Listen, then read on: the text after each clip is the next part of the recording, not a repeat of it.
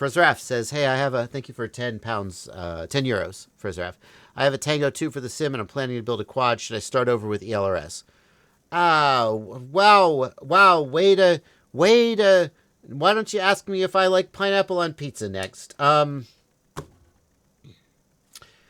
If you love Crossfire, and you very much value a compact controller, the Tango 2 is the one to get.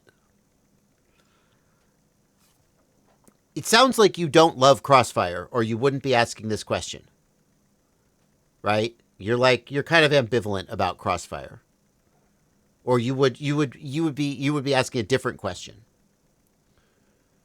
To me, I don't value the small size of the Tango 2 very much. And if I did value the small size of the Tango 2, I have currently my daily driver is the GX12, which is not quite as small as the Tango 2, but pretty small. The GX12 has way more switches and knobs than the Tango 2.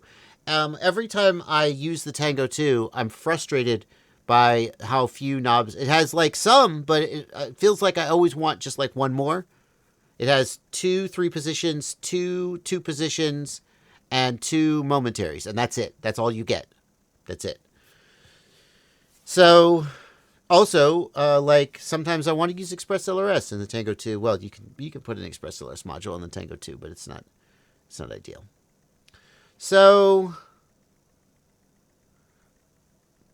if you want to stay in the Crossfire ecosystem, then keep using the Tango 2. It's fine. But if you are willing to buy another controller today, here's the thing. You can have the best of both worlds. Buy an ExpressLRS controller today, like the GX12, and then get a Crossfire module if you like. And you can run your Crossfire quadcopters and your ExpressLRS quads off the same controller. I think ExpressLRS is pretty compelling today. I think that in general it has comparable range and penetration, especially if you're doing the 900 megahertz version of ExpressLRS, to Crossfire. It is nowhere near as easy to use, so you have to be willing to overcome that learning curve.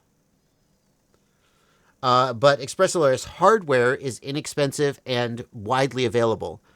And there's also some cool things that ExpressLRS does that Crossfire doesn't do. There's some cool things Crossfire does that ExpressLRS doesn't do. I don't think you have to start over with ExpressLRS, but it feels like you might be a little curious about it. And if you're ELRS curious, it's relatively easy to buy an ELRS radio, put across, or just keep using your Tango for that one quad or whatever, and see what it has to offer you. But even if I used Crossfire as my primary control link, the Tango 2 would not be my first choice for a controller because of the small size and the lack of switches and knobs.